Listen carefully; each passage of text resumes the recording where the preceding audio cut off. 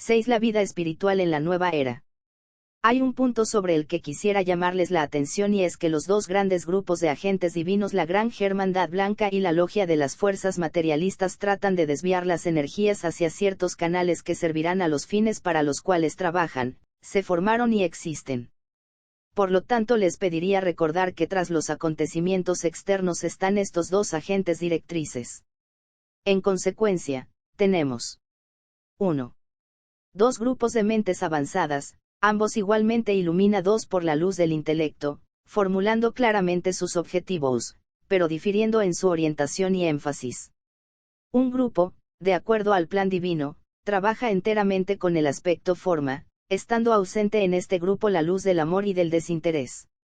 El otro trabaja únicamente con el aspecto alma o conciencia, y en este grupo controlan la doctrina del corazón y la ley del amor. A este respecto, ambos grupos trabajan por lo tanto en oposición en el plano mental. 2. A los planes que incorporan estos dos ideales y divergentes o objetivos se los hace descender al plano astral, entrando así en el mundo de deseos. Las líneas demarcatorias son siempre sí el arras en lo que concierne a los trabajadores de ambos grupos, pero no resultan tan claras para los seres humanos comunes ni para los discípulos mundiales y los iniciados. El caos reina en el plano de los deseos, y el Aryune mundial permanece hoy perplejo entre las dos fuerzas o campos opositores, reconociendo su relación con la forma y con el alma, haciendo conjeturas al mismo tiempo dónde reside su deber. Su etapa de evolución determina su problema. Así ambos grupos trabajan en oposición en el plano del deseo. 3. La materialización de los planos de estos dos grupos de mentes iluminadas prosigue constantemente de acuerdo a las leyes divergentes de su ser, las leyes de la vida de la forma y las leyes del vivir espiritual. En esta etapa inicial y mientras se libra la batalla en el campo del deseo, porque allí es donde se libra el conflicto principal, y todo lo que ocurre en el plano físico es solo el reflejo de un conflicto interno, las fuerzas de ambos grupos, trabajando con las energías de los rayos sexto y séptimo, han producido en el campo del vivir humano un estado de total cataclismo. La situación económica y los odios religiosos son los dos instrumentos principales. Sobre este tema debería reflexionarse. En consecuencia, tenemos dos grupos, dos objetivos, dos grandes ideales formulados, dos corrientes de energía activa y dos rayos predominantemente en conflicto, que producen las divergentes ideologías.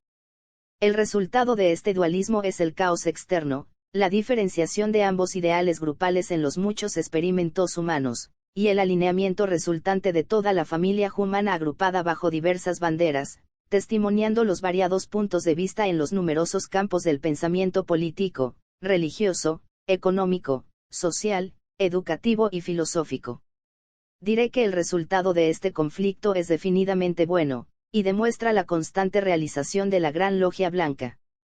La conciencia de la humanidad se ha expandido definidamente, y en la actualidad todos los hombres piensan.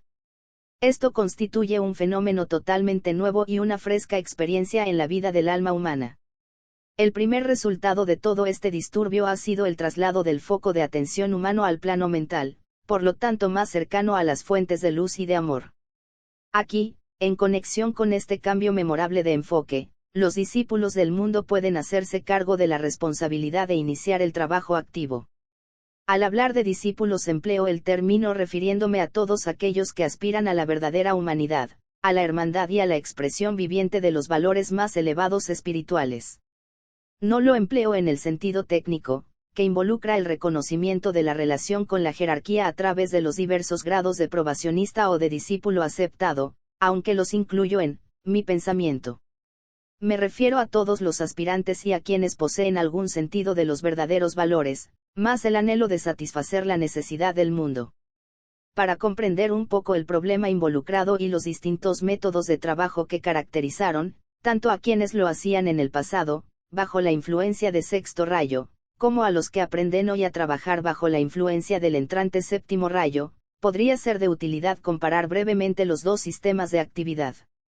Les pediré recordar que ambos sistemas y métodos de trabajo son igualmente correctos para su época y lugar, pero que el discípulo moderno debería descartar los viejos métodos y aprender a emplear progresivamente los más modernos, nuevos y efectivos. El discípulo debe aprender a hacer todo esto en forma optimista y confiada, sabiendo que los beneficios y la experiencia adquiridos bajo el sistema de disciplina de sexto rayo, son aún su más valiosa posesión, porque ha transmutado los métodos y modos en características y en hábitos establecidos. El discípulo de la era actual debe dominar los nuevos sistemas de trabajo y las nuevas fuerzas y objetivos, confiando en las lecciones aprendidas en el pasado, y basar su nueva estructura de la verdad sobre los cimientos de las orientaciones estabilizadas, a establecerse ahora. El primer paso que el aspirante sincero debe dar es detenerse por un instante a fin de averiguar y cerciorarse si está trabajando principalmente bajo el impulso de sexto rayo o con la influencia de séptimo rayo. Empleo deliberadamente los términos impulso e influencia, porque describen el efecto general de las dos energías actuantes. Hay algo en que todos los discípulos y aspirantes pueden confiar, y es en el efecto básico y duradero de todas las potencias de sexto rayo, establecidas en los últimos 2000 años. Deben tenerse en cuenta, contrarrestarse y ser comprendidas, luego estudiarse las nuevas influencias, investigarse y dominarse los nuevos métodos y llevar las nuevas ideas e idealismos a la objetividad, para expresarlos en forma nueva. Solo así podrá erigirse inteligente y sensatamente la nueva civilización y cultura, y sentarse las bases para el desarrollo de la familia humana en líneas correctas en la era venidera. Por lo tanto, será de valor comparar los sistemas antiguos y modernos de disciplina y entrenamiento, de atributo y cualidad, de métodos y objetivos. Abordaremos ante todo, los métodos de actividad de sexto rayo y sus principales características. Son para nosotros los más familiares y podemos considerarlos rápidamente y ello nos permitirá aplicar los nuevos sistemas para demostrar y descubrir la sabiduría antigua y comprender los nuevos modos de trabajo que proporcionarán una nueva vitalidad a la obra de la jerarquía en el plano físico. La característica sobresaliente del discípulo y del aspirante en el antiguo régimen era la devoción. La raza tenía necesariamente que alcanzar una orientación distinta y correcta en el mundo de los valores espirituales. De allí el esfuerzo de la jerarquía, que durante los últimos 20 siglos consistiera en poner el énfasis en el sector de los valores espirituales. Las religiones del mundo han mantenido un lugar preponderante durante varios miles de años, procurando que la humanidad busque unilateralmente al alma y se prepare para la aparición del quinto reino de la naturaleza. Esto está designado, si puedo usar una palabra tan especializada, para entrar en manifestación en la inminente era de Acuario. Dicha era será predominantemente la del discipulado mundial, que posteriormente conducirá a la era de la iniciación universal en la época capricorniana. De allí que las grandes religiones mundiales hayan ejercido un dominio autoritario durante largo tiempo, sus peculiares principios adaptados a una nación, raza o periodo específico, contenían cierta verdad, establecida por intermedio de un instructor determinado, que atraía hacia sí a individuos de todo el mundo, espiritualmente orientados, y que para ellos expresaba la más elevada meta a que podían aspirar. Todas las religiones del mundo han sido construidas alrededor de una idea encarnada, que en la propia persona del instructor expresaba el ideal inmediato de ese tiempo y época. Demostraba ciertos atributos y conceptos divinos que era necesario presentar a la visión de los hijos de los hombres, como meta posible e inmediata. En dichas manifestaciones, como he indicado, puede observarse fácilmente la influencia de sexto rayo. No obstante, cuando una influencia individual de sexto rayo es constatada en una era en que el mencionado rayo se halla excepcionalmente activo, podemos apreciar claramente a qué se debe la potencialidad de la idea religiosa, expresada en las doctrinas y dogmas teológicos y en la autoridad universal de las iglesias. Esta orientación del hombre hacia el mundo de los valores superiores, ha sido el objetivo principal de la era de Piscis, que está finalizando ahora, y de la influencia de sexto rayo que va desvaneciéndose rápidamente. Aunque en ningún momento esta orientación básica deja de avanzar constantemente, es conveniente tener en cuenta que durante los últimos 2000 años se le han presentado a la raza procesos de orientación mucho más elevados, raros y difíciles, y ello por la siguiente razón: el cuarto reino de la sodioturaleza ha sido atraído hacia arriba, definidamente hacia el emergente quinto reino, lo cual hizo necesario también el traslado de la atención, desde los tres mundos del esfuerzo y expresión humanos, al mundo superior de la conciencia del alma. Asimismo fue necesario reenfocar la atención instintiva e intelectual, principal factor para el desenvolvimiento de la percepción divina, la cual puede ser instintiva, intelectual, y en consecuencia humana, y también espiritual. Pero los tres aspectos son igualmente divinos, cosa que a menudo se olvida. El segundo objetivo del discípulo de sexto rayo, o del hombre que está saliendo de la influencia de este rayo, pero que aún está condicionado por él, siendo como ser humano representativo del actual ángulo evolutivo, ha sido el desarrollo de la capacidad de abstracción como se la denomina. La cualidad sobresaliente de nuestro día y época, como resultado de la transmutación del carácter y la cualidad humana, en los discípulos y por intermedio de ellos, ha sido la expresión de la naturaleza idealista del hombre o de su respuesta instintiva a los valores intuitivos superiores. En el pasado, personas altamente desarrolladas, aunque muy pocas, demostraron aquí y allá este poder de abstraer la conciencia del aspecto material o forma de la vida, y enfocarlo en el ideal y en la expresión amorfa de la verdad viviente. Hoy están regimentadas masas enteras y naciones, por ciertas formas de idealismo, y pueden apreciar y aprecian, las ideas formuladas en ideales.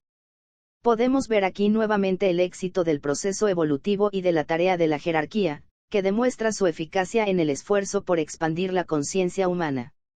Debido a la potente actividad de sexto rayo, durante su largo periodo de expresión, la reacción del ser humano común ha sido una intensa devoción a su propio y particular ideal, unido al esfuerzo de imponer fanáticamente su sueño idealista, pues eso es en potencia, a sus semejantes, realizándolo de tal manera que la idea original se pierde lamentablemente y se destruye el ideal primitivo, y en vez del ideal mismo se ha ocupado demasiado de las formas de aplicarlo. Así la idea se pierde en el ideal, y el ideal a su vez, en el método de aplicación. El hombre se hace devoto de un ideal que puede o no encarnarse en una expresión individual, y esto controla sus pensamientos, preordena sus actividades y lo conduce, con frecuencia, a despiadados excesos en bien de su peculiar idea formulada. Bajo la expresión inmediata de sexto rayo, el divino principio del deseo se ha apartado fundamentalmente del deseo por la forma material, y se dirige al reino del deseo superior. Aunque todavía prevalece el materialismo, hay pocas personas que no estén animadas por ciertas aspiraciones idealistas y definidas, por las que estarían dispuestas a sacrificarse si fuera necesario. Este es un fenómeno relativamente nuevo que debería ser cuidadosamente observado. En el transcurso de las edades, grandes hijos de Dios han estado dispuestos a morir por una idea. Hoy existen masas enteras de hombres igualmente dispuestos a morir y lo han hecho, ya sea por la idea de un Estado, imperio o nación superhumanos, por una respuesta a una necesidad mundial fundamental, o por una marcada adhesión a alguna ideología actual. Esto indica una extraordinaria realización racial y el destacado éxito de la jerarquía al trasladar la atención humana al mundo de donde surgen las ideas, elevándola hacia valores más altos y menos materialistas. El instinto que ha caracterizado a este saliente periodo de sexto rayo y ha sido notablemente fomentado bajo su influencia, es el del gusto por el alimento, el intercambio humano, el color, la forma, el arte, la arquitectura y todas las ramas del conocimiento humano.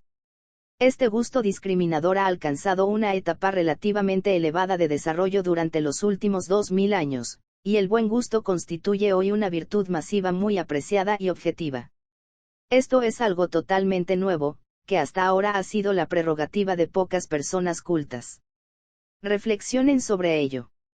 Significa una realización evolutiva. Para los discípulos del mundo, el sentido del gusto debe transmutarse en su analogía superior, el discriminador sentido de los valores. De allí el hincapié que se hace en todos los textos referentes al discipulado, sobre la necesidad de desarrollar la discriminación. Deseo, gusto, discriminación, son los valores, bajo el sexto rayo, de todo desenvolvimiento evolutivo y particularmente la meta de todo discípulo. Los métodos por los cuales la actividad, de sexto rayo y sus objetivos, han sido impuestos en la raza, son tres. 1. El desarrollo del instinto. A esto le sigue el deseo inteligentemente reconocido, produciéndose así el constante aumento de los requisitos, de la comprensión y luego de la reorientación. 2. El consiguiente estímulo de la conciencia humana hacia la expansión, conduce finalmente a la aspiración espiritual. 3. Después sigue el reflejo de la realidad en la conciencia mental, y esto se siente, se exige y se busca, por medio del trabajo grupal. El mecanismo del ser humano por el cual el alma hace contacto con los tres mundos, que de otra manera, de acuerdo al actual plan, quedan sellados y ocultos a la experiencia y experimentación del alma, ha sido más agudamente sensibilizado y desarrollado durante los últimos 2000 años que en el periodo anterior de 10.000 años. La razón estriba en que la mente del hombre ha ayudado conscientemente en el proceso de coordinar los instintos y transmutar la reacción instintiva, traduciéndola en una percepción inteligente.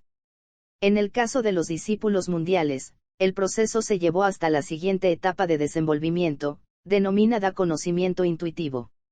La contraparte de los 5 sentidos y sus analogías superiores, en los planos más sutiles, se están desarrollando, organizando y reconociendo rápidamente, y mediante estos sentidos internos ha sido posible el descubrimiento espiritual, así como también los más conocidos descubrimientos psíquicos. En las 3 fases. A. El instinto de aspiración. B. El estímulo del deseo divino. C. El reflejo de la realidad. Tenemos la historia de la actividad de sexto rayo y su relación, durante los últimos siglos, con su principal campo de expresión, el plano astral.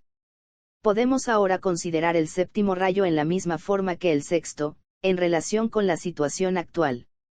Al hacerlo, se desarrollará en nuestra conciencia una idea del proceso de desarrollo y de los emergentes eventos e inminentes acontecimientos que pueden lógicamente esperarse.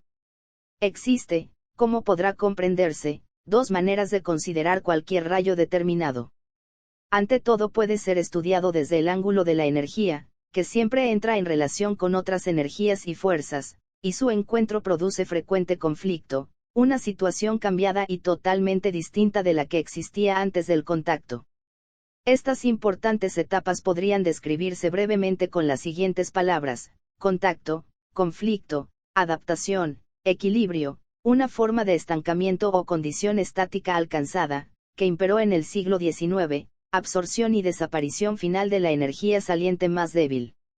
La conclusión a que se llega es siempre inevitable, porque los rayos no son los que están en conflicto, sino la sustancia y las formas implicadas en el periodo. En segundo término, puede considerarse la cualidad del rayo. En realidad es la expresión de su alma y naturaleza intrínseca que, haciendo impacto sobre las condiciones existentes, cuando el rayo viene a la manifestación, realiza definitivamente 3 cosas. 1. Cambia la naturaleza de la civilización y la cultura de la humanidad en un periodo dado. La jerarquía utiliza esta fuerza cuando tiene lugar cualquier encuentro de energías de rayo. La cultura es la primera en cambiar, porque toda cualidad básica cambia siempre de arriba a abajo, y los intelectuales son los primeros en ser sensibles a las diferencias entrantes. Entonces los cambios de la forma invierten automáticamente el proceso. De esta manera se producen inevitablemente puntos de unión en todo el proceso evolutivo. Cuando los científicos, que se ocupan de la teoría y procesos de la evolución, acepten y estudien el procedimiento de los rayos, se producirán definitivos cambios en la actitud y habrá un acercamiento más estrecho a la verdad. Este concepto se halla también detrás de la enseñanza que he impartido sobre los grandes acercamientos que deben tener lugar, y que lo tendrán dentro de breve tiempo, entre los reinos cuarto y quinto de la naturaleza. La jerarquía es el núcleo dinámico y viviente del quinto reino. 2 cambios en los otros reinos de la naturaleza, produciendo una cualidad distinta en la manifestación del alma de cualquier reino, porque todos difieren en la cualidad del alma, y como consecuencia, en el aspecto forma. 3 cambios en el tipo de egos o almas que encarnan durante determinado periodo de rayo. Con esto quiero significar que así como durante la era que está finalizando, el conjunto de las almas encarnadas es predominantemente de la cualidad de sexto rayo, es de esperar ahora la aparición de un crecido número de egos de séptimo rayo. El desarrollo de la futura civilización de séptimo rayo, de síntesis, fusión y acrecentada expresión del alma, y además el desarrollo de la nueva etapa en la que está entrando la magia blanca de la jerarquía, es por lo tanto inevitable, y para esta etapa deberá haber una definida preparación y entrenamiento. Los poderes de la era de la magia son numerosos, y una de las razones por las cuales está apareciendo ahora el séptimo rayo, se debe a la rápida integración y perfeccionamiento de la personalidad humana. Lograr la integración superior del alma con la personalidad resulta hoy más posible y fácil que nunca. Las nuevas formas, por las cuales la tan deseada consumación puede efectuarse, deben desarrollarse, en consecuencia, de manera gradual y científica. Esto, como puede fácilmente concebirse, se realizará mediante la intensificación de las fuerzas que funcionan a través del cuerpo etérico, mediante la coordinación de los 7 centros mayores y el establecimiento de sus relaciones rítmicas. El séptimo rayo rige predominantemente los niveles etéricos del plano físico. No rige la forma física densa, que está controlada por el tercer rayo. El cuerpo etérico o vital, responde y se desarrolla bajo las influencias entrantes del séptimo rayo. Al considerar los métodos por los cuales se realizan los propósitos del séptimo rayo, quisiera señalar que precisamente aquí me encuentro limitado y obstaculizado por el idioma, pues estamos tratando con algo nuevo y por lo tanto aún no verdaderamente comprendido, y con esos desenvolvimientos que eventualmente se producirán por medio de una magia científica y verdadera. Esta nueva magia tendrá la misma relación que las que podrían tener las siglas GATEO, en una fórmula algebraica, con las burdas tentativas y a menudo ridículas empresas de los magos, alquimistas y prestidigitadores del pasado. Además quisiera recordarles que la magia que se realizaba en Egipto, lugar en que originó la antigua magia, estaba definidamente concentrada en la producción de efectos físicos y resultados materiales, y el centro de la atención de los magos de esa época puede observarse en la estupenda producción de esas antiguas y gigantescas formas que se yerguen hoy, silentes e inmóviles, conservando toda su prístina magnificencia, las cuales llaman la atención de los arqueólogos y viajeros. Las formas menores de la magia estaban dedicadas a la protección mágica de la forma física y a las cuestiones relacionadas con ella.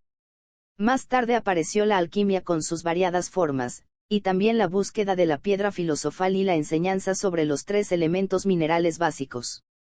Los alquimistas eran impulsados esotéricamente, y desde el aspecto subjetivo de la vida trataban de descubrir lo que pudiera unificar los 3 niveles físicos inferiores, haciéndolo en la naturaleza profundamente simbólica del desenvolvimiento racial. Dichos niveles simbolizan al hombre integrado físico, astral y mental. Si agregamos a estos elementos la piedra filosofal, que ha realizado su trabajo mágico, tenemos la representación simbólica del control ejercido por el alma en los 4 niveles superiores del plano físico, los niveles etéricos o de energía. La piedra filosofal es el emblema de esta deseable culminación. Digo emblema y no símbolo. Un símbolo es el signo externo y visible de una realidad interna y espiritual, llevada a la expresión en el plano físico por la fuerza de la vida interna ya encarnada. Un emblema es la formulación y creación de un concepto por parte del hombre, personificando para él la verdad tal como la percibe y comprende. Un símbolo tiene más grandes implicancias que un emblema. Los niveles etéricos constituyen también el campo de expresión del alma, ya sea el alma humana o su expresión como tríada superior, la vida monádica. Me pregunto si alguno de ustedes tiene la menor idea de lo que le ocurrirá a la humanidad cuando la realidad subjetiva interna, actuando por medio del cuerpo etérico y derramando sus fuerzas libremente a través de los centros de ese cuerpo, logre su mayor integración con el mecanismo físico denso, y lo controle, reduciéndolo a la más completa subordinación, como resultado de la integración superior consumada entre el alma y la personalidad. Nos encontramos, en consecuencia, en un periodo crucial e interesante de la historia racial y planetaria, periodo distinto de cualquier otro precedente, debido a que el proceso evolutivo ha sido definidamente exitoso, pese a todos los fracasos, errores y demoras, las demoras que abundaron, debido a la negativa, para ustedes curiosa y difícil de entender, de las energías concentradas en Zambaya, de imponer la fuerza de la voluntad sobre la materia y la forma, hasta el momento de poder hacerlo con la cooperación de la familia humana. Hasta ahora nunca fue posible porque el hombre no estaba preparado para la tarea ni tenía conocimiento del plan. El señor de Zambaya y sus colaboradores tuvieron que esperar hasta que penetrara por lo menos un tenue delineamiento del plan en la conciencia de la raza, lo cual está sucediendo con creciente frecuencia, y cada día que pasa, mayor número de hombres y mujeres inteligentes entran en contacto, o son puestos en contacto, con las ideas que emergen de la jerarquía. En consecuencia podemos esperar que aparezca firmemente y se aplique gradual y cautelosamente la energía volitiva proveniente del centro más elevado que existe en nuestro planeta, Zambaya. Dicho centro corresponde al monádico, el que hace sentir su poder en la conciencia del discípulo que está preparado para recibir la tercera iniciación. Una vez recibida la segunda iniciación, la atenta jerarquía puede empezar a observar la constante reorientación del alma hacia lo mónada y el poder de atracción que ejerce ese aspecto superior sobre el iniciado. En la actualidad son tantos los miembros de la familia humana encarnados o no que han recibido las dos primeras iniciaciones, que la atención de Sambhaya se dirige cada vez más hacia la humanidad, vía la jerarquía. Mientras tanto, en forma simultánea, los pensamientos de los hombres se encaminan hacia el plan y hacia el empleo de la voluntad, al dirigir y guiar la naturaleza de la fuerza dinámica. La cualidad de la guerra en este siglo, por ejemplo, de naturaleza dinámica y explosiva, es índice de lo antedicho porque la expresión de la muerte y la destrucción, es uno de los aspectos de la energía volitiva, y el primer rayo es el del destructor. Lo que se ve, en consecuencia, es el efecto que produce la fuerza de Sambhaya en las formas de la naturaleza, debido al mal uso que el hombre hace de esta entrante energía. Antiguamente las guerras, hablando en forma esotérica y general, se basaban indefectiblemente en el atrayente poder de las posesiones, conduciendo a la formación del carácter agresivo y codicioso de los móviles que llevaban a la guerra. Gradualmente se ha ido produciendo un cambio, y últimamente las guerras han tenido su fundamento en móviles más elevados, y la adquisición de más territorios y posesiones no han constituido el principal y real motivo. Las guerras han sido desatadas por la necesidad económica o por la imposición de la voluntad de alguna nación o grupo de naciones sobre otras, por el deseo de implantar alguna ideología en determinado país o por deshacerse de un caduco sistema de pensamiento, gobierno o dogma religioso, que detiene el desarrollo racial.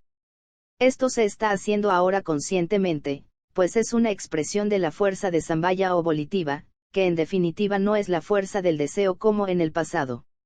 El séptimo rayo constituye una de las líneas directas que puede recorrer la energía de primer rayo y en ello reside otra de las causas de su aparición en estos momentos, pues al liberar la vida para penetrar en las nuevas y mejoradas formas, los anticuados sistemas de vida, cultura y civilización, deben ser destruidos o modificados. Todo esto es el trabajo del primer rayo de voluntad, expresándose predominantemente en la época actual por medio del séptimo rayo de organización y relación. Al estudiar el sexto rayo hemos considerado ante todo su efecto producido en el trabajo y entrenamiento, la vida y los planes del discípulo, condicionando, como lo hace inevitablemente, las actividades y rendimiento de su vida. Después vimos el principio motivador del deseo a este respecto, y finalmente tocamos los tres tipos de la prevaleciente actividad de rayo. Sigamos ahora el mismo procedimiento y obtendremos una idea de la relación existente entre los rayos sexto y séptimo, y el modo en que la potencia ya de sexto rayo ha preparado a la humanidad para los inminentes acontecimientos que enfrenta. Lo que diré ahora, no será fácilmente comprendido o debidamente apreciado, por el discípulo de sexto rayo, pues los métodos empleados por quienes manejan y dirigen las nuevas energías, resultarán incomprensibles para él, como conocedor de sistemas antiguos, de ahí la aparición de las escuelas fundamentalistas que existen en todos los campos del pensamiento religioso, político y hasta científico. Agregaré que cuando el discípulo de sexto rayo intenta emplear las nuevas energías entrantes, para él se expresan en el plano astral, y el resultado es magia astral, profundo espejismo y honda decepción. A este hecho debemos atribuir la aparición de instructores que pretenden enseñar magia, obtener sayetos resultados mágicos, trabajar con rayos de distintos colores, utilizar palabras de poder, dictar leyes y ser custodios de anhelos y secretos, hasta ahora no revelados, de los maestros de la sabiduría. Todo ello es una especie de espejismo astral. También el contacto establecido en el plano astral precipitará posteriormente en la Tierra lo que han podido captar allí. Aún no es el momento ni la hora de emplear tales cosas. El sentido del tiempo y la comprensión del momento exacto en que se llevará a cabo el plan con sus futuros detalles, no ha sido captado por esas personas sinceras pero ilusas, que enfocadas como lo están en el plano astral y mentalmente subdesarrolladas interpretan mal, para sí y los demás, lo que allí perciben psíquicamente. Saben excesivamente poco, pero creen saber mucho. Hablan con autoridad, pero es la autoridad de una mente sin expansión. Hoy prevalece la expresión de las antiguas formas de magia, la búsqueda de indicios e indicaciones de métodos caducos y cristalizados, responsables, en el remoto pasado, del gran engaño de las masas y la consiguiente ilusión masiva. Quisiera que recuerden que la magia blanca se ocupa del desenvolvimiento del alma en la forma para adquirir la experiencia necesaria. La magia blanca no se ocupa de actuar directamente sobre la forma, sino por la influencia indirecta del alma, que actúa en cualesquiera de las formas de todos los reinos de la naturaleza, cuando somete la forma a su control, efectuando así los necesarios cambios en el desarrollo del mecanismo. El mago blanco sabe que cuando se aplica adecuada y correctamente el estímulo de rayo al centro que llamamos el alma de cualquier forma, no a la forma misma, entonces el alma, así estimulada, realizará su propio trabajo de destrucción, atracción y reconstrucción, y la consiguiente renovada manifestación de la vida. Esto atañe al alma de un hombre, de una nación y al alma de la humanidad misma. Recuérdenlo, porque he expuesto aquí una regla básica y fundamental que rige eternamente a la magia blanca. Por esta razón se dice que el séptimo rayo rige al reino mineral, mediante el cual manifiesta esa significativa característica y cualidad del alma que llamamos radiación. El término describe exactamente el resultado del estímulo del alma sobre cada forma y dentro de ella. La vida del alma oportunamente se irradia más allá de la forma, y dicha radiación produce efectos definidos y calculados. El sexto rayo, como bien se sabe, está estrechamente relacionado con el reino animal, y su efecto allí consiste en desarrollar la cualidad y expresión de la domesticidad en las formas superiores de la vida animal, y la adaptabilidad del animal al contacto humano. Los rayos séptimo, tercero y sexto, controlan al reino animal. De allí que podemos deducir fácilmente que la relación existente entre los animales superiores y el hombre, es de rayo y por lo tanto de utilidad según la ley de evolución, e inevitable en sus resultados.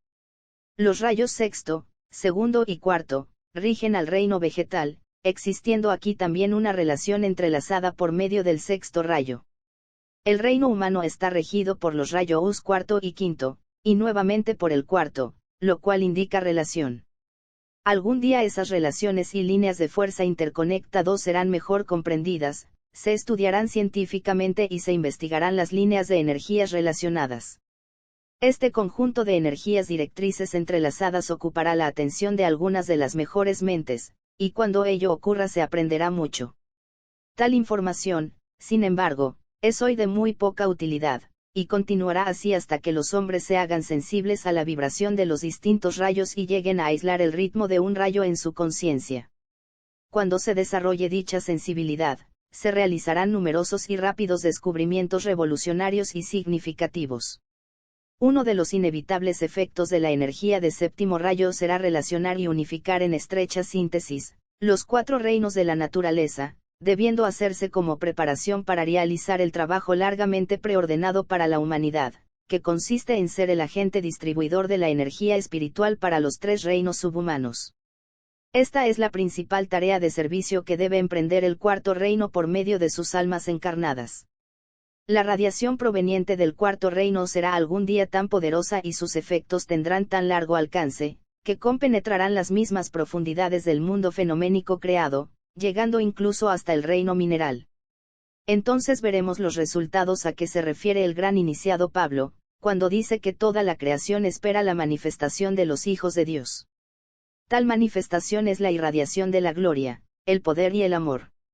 Incidentalmente quisiera indicar que la influencia de séptimo rayo tendrá tres efectos definidos sobre el tercero y cuarto ariaínos de la naturaleza, y son: 1. Todos los cuerpos animales serán progresivamente refinados y en el caso de la humanidad serán conscientemente refinados, llevándolos hacia un estado de desenvolvimiento superior y más especializado. Esto se realiza hoy con toda rapidez.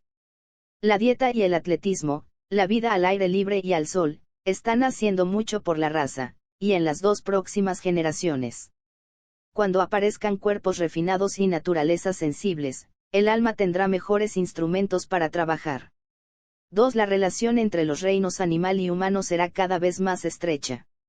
Es bien conocido el servicio que el animal presta al hombre, en incesante expresión, pero el servicio que presta el hombre a los animales todavía no es comprendido aunque se están dando algunos pasos correctos en ese sentido. Oportunamente debe producirse una estrecha síntesis y una coordinada simpatía entre ellos, y cuando ocurra, tendrán lugar casos extraordinarios de mediunidad animal bajo la inspiración humana. Por ese medio, el factor inteligencia del animal, del cual el instinto es la manifestación en embrión, se desarrollará rápidamente, siendo este uno de los resultados descollantes de la denominada relación animal-humana. 3. Como consecuencia de esta evolución acelerada, habrá una rápida destrucción de ciertos tipos de cuerpos animales. Desaparecerán los cuerpos humanos de grado muy inferior, causando un cambio general en los tipos raciales, hacia un nivel superior. Muchas especies de animales también desaparecerán, y ya están desapareciendo, de allí el creciente hincapié sobre la conservación de los animales y el establecimiento de cotos de caza.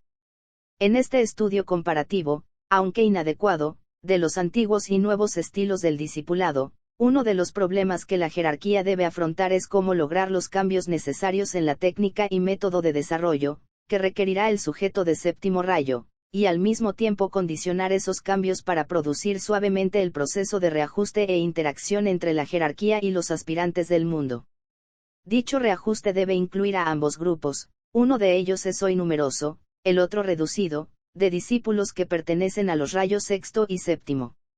Los problemas de la jerarquía no interesan, por supuesto, a quienes no alcanzaron la liberación y, por lo tanto, no pueden contemplar la vida con los mismos ojos de quienes ya no están sujetos a las fuerzas de los tres mundos. Sería de utilidad para los discípulos reflexionar ocasionalmente sobre las relaciones existentes en el caso de los maestros y cavilar menos sobre sus propias y peculiares dificultades individuales.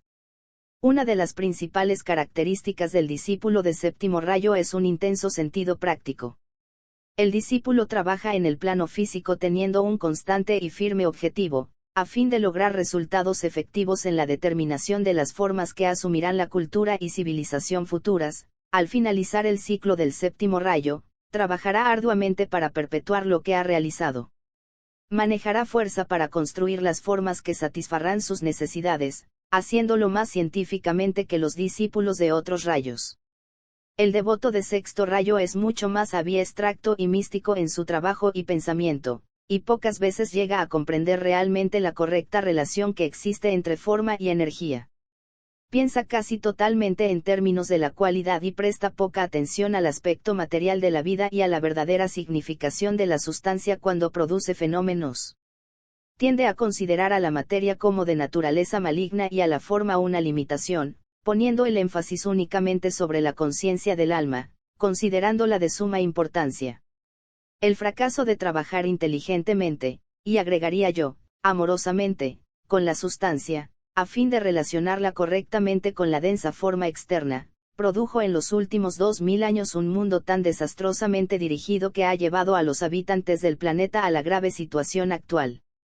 El trabajo llevado a cabo en forma ignorante, en el plano físico, por quienes están bajo la influencia de la fuerza de sexto rayo, ha creado un mundo que padece separaciones, en forma análoga al individuo que sufre de doble personalidad. Las líneas demarcatorias entre la ciencia y la religión, constituyen un ejemplo destacado y han sido trazadas con toda claridad y fuerza. La separación a que me refiero ha sido creada por los eclesiásticos del pasado y por nadie más. Las líneas separatistas fueron trazadas por los místicos imprácticos y visionarios, así como también por los fanáticos devotos de alguna idea, que no obstante eran incapaces de ver las amplias implicaciones y la naturaleza universal de esas reconocidas ideas. Estoy generalizando, porque hubo muchos devotos y santos hijos de Dios que jamás fueron culpables de las estupideces y tendencias separatistas mencionadas. Con esto también debemos reconocer que la religión ortodoxa ha separado, temporariamente, los dos grandes conceptos espíritu y materia en su pensamiento y enseñanza, con lo cual separó la religión de la ciencia. La tarea de los trabajadores de la nueva era es reunir esos dos aparentes opuestos y demostrar que espíritu y materia no son antagónicos entre sí, y que en todo el universo solo existe sustancia ya espiritual, actuando sobre las formas tangibles externas y luego creándolas. Cuando clasificamos como malas una forma y actividad, se debe solamente a que la energía motivadora detrás de la forma, responsable de la actividad, está erróneamente orientada, egoístamente impulsada e incorrectamente empleada. Aquí nuevamente son importantes dos verdades básicas del ocultismo moderno, se impartirán otras cuando estas dos sean dominadas y aplicadas correctamente. 1. La energía sigue al pensamiento. 2. El objetivo correcto crea la acción adecuada y la forma conveniente. Ambas afirmaciones son de origen muy antiguo, pero hasta ahora han sido muy poco comprendidas. Por eso lo primero que un discípulo debe conocer es la naturaleza de la energía y aprender a controlarla y dirigirla. Esto lo realiza trabajando con las causas originantes, aprendiendo la naturaleza del reino de las causas y desarrollando la capacidad de ver, detrás del efecto, la causa que lo generó y produjo. En el caso individual del discípulo y en la etapa preliminar de su entrenamiento, ello involucra una constante investigación de sus móviles, hasta llegar a descubrir en qué consisten, pues ha dirigido en tal forma su pensamiento que, en todos los casos, se podrá confiar en que dichos móviles actuarán automática y dinámicamente dirigidos por el alma. Por lo general el discípulo de sexto rayo hace descender su trabajo hasta el plano astral, y allí reside el foco de su atención, de su vida y de su pensamiento. Su naturaleza física responde por necesidad y automáticamente al impulso enviado desde el plano astral, motivado en el mental, y a veces dirigido por el alma. Pero la potencia de su deseo y su determinación de ver el fruto de su trabajo, ha causado mucha dificultad en el pasado, al detener la verdadera expresión del impulso originador. Queda detenido en el plano astral. Esto ha sido equilibrado por la intervención cíclica de otras fuerzas de rayo, de lo contrario la situación sería mucho peor de lo que es. El discípulo de séptimo rayo hará descender directamente al plano físico la energía que maneja, logrando con ello la integración, y el dualismo que lo caracteriza constituirá un centro de energía en el plano mental y otro en el plano físico. Los pares de opuestos del plano astral constituyen el dualismo del trabajador de sexto rayo. Es evidente, por lo tanto, que habiendo establecido los dos puntos de energía, mental y física, la siguiente tarea de quien trabaja con magia, consiste en producir, en el plano físico, una síntesis de las energías disponibles, concretarlas y conferir fuerza activa y persistente, a lo que ha sido construido. La energía así empleada, en la mayoría de los casos, será de tres tipos. 1. La energía de la mente. Será la controladora energía dominante que se empleará durante el periodo del discipulado aceptado y hasta la segunda iniciación. 2. La energía del alma. Será manejada, utilizada y aplicada en forma creadora, desde la segunda hasta la tercera iniciación. 3. La energía del alma y de la mente, fusionadas y sintetizadas. Esta combinación es de enorme potencia.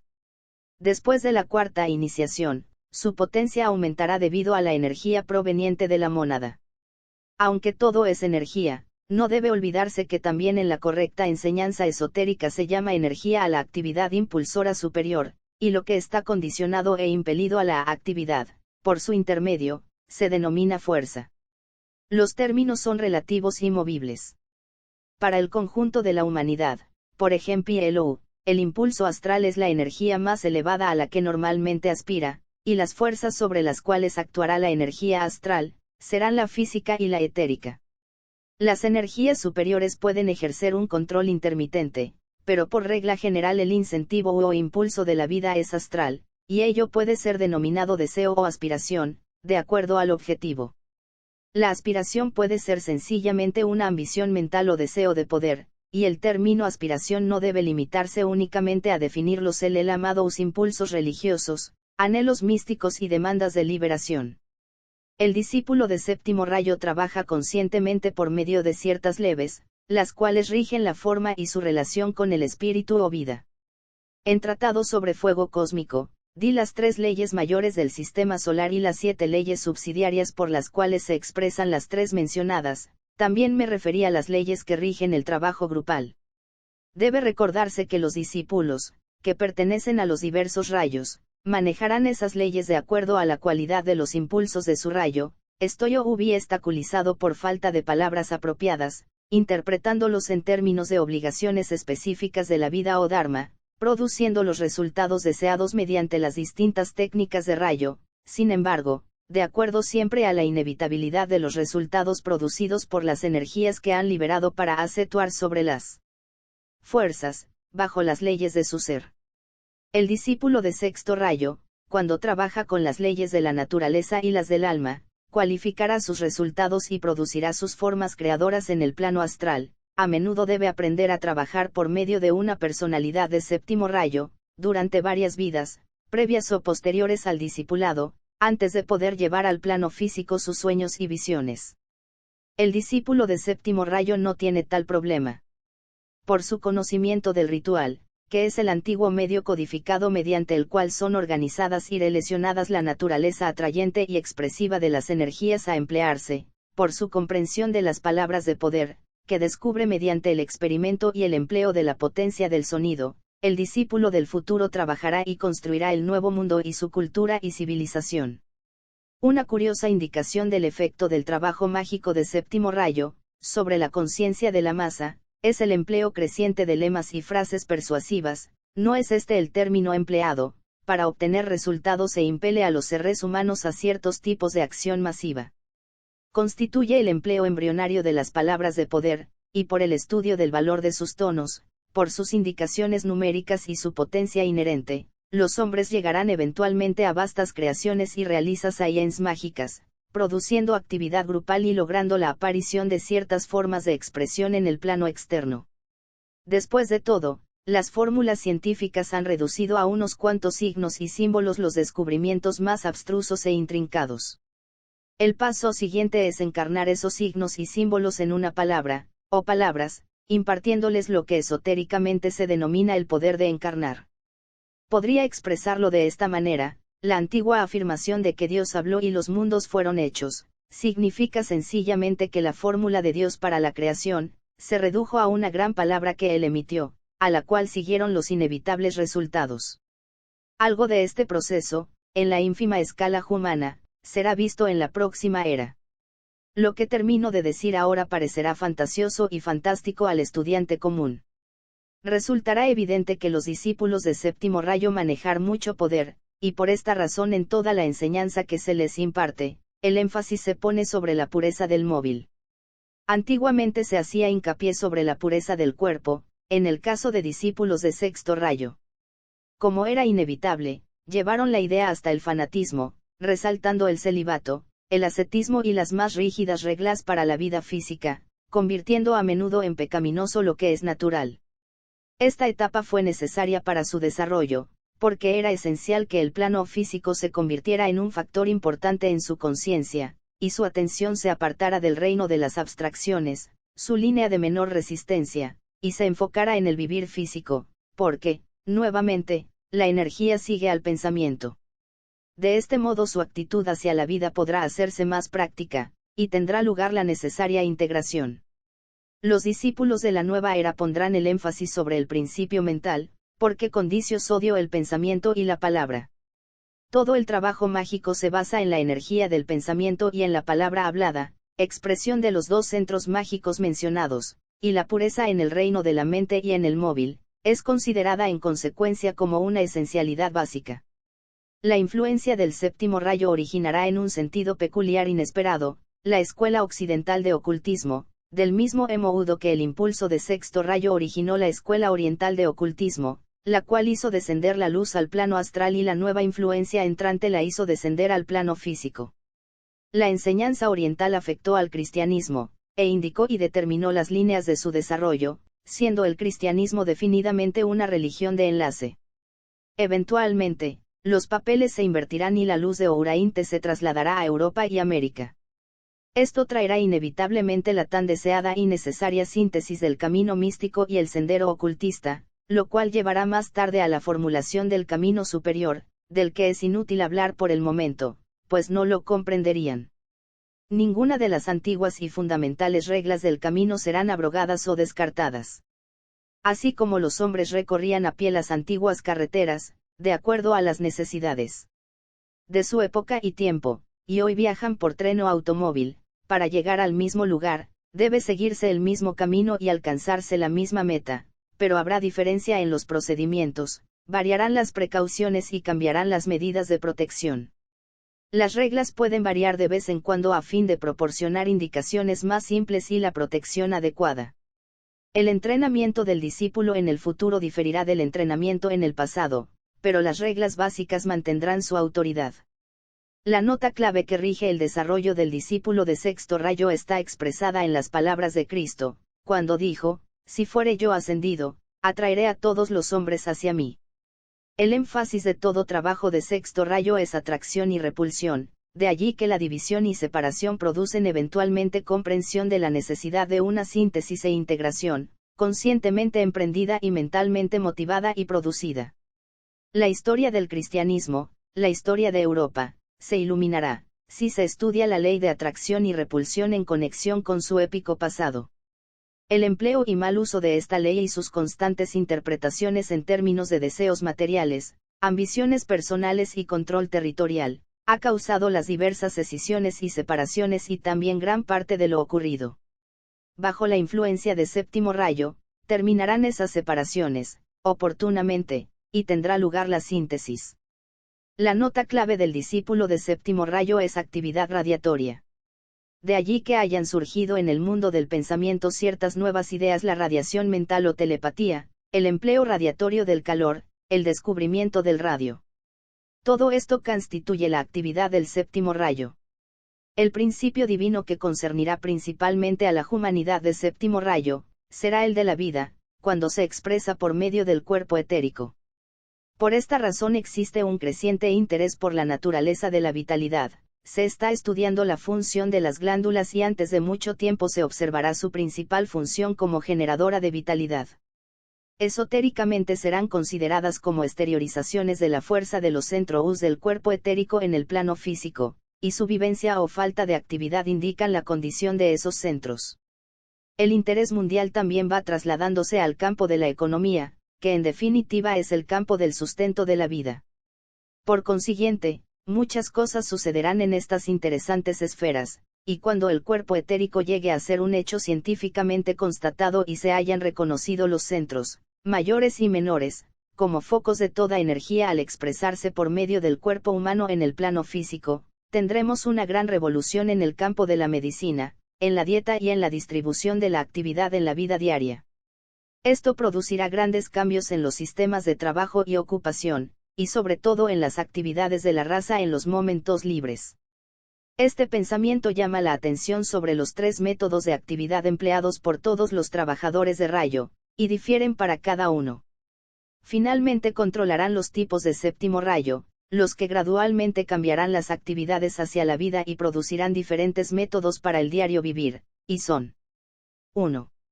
Actividad grupal para establecer la relación científica entre sustancia y energía.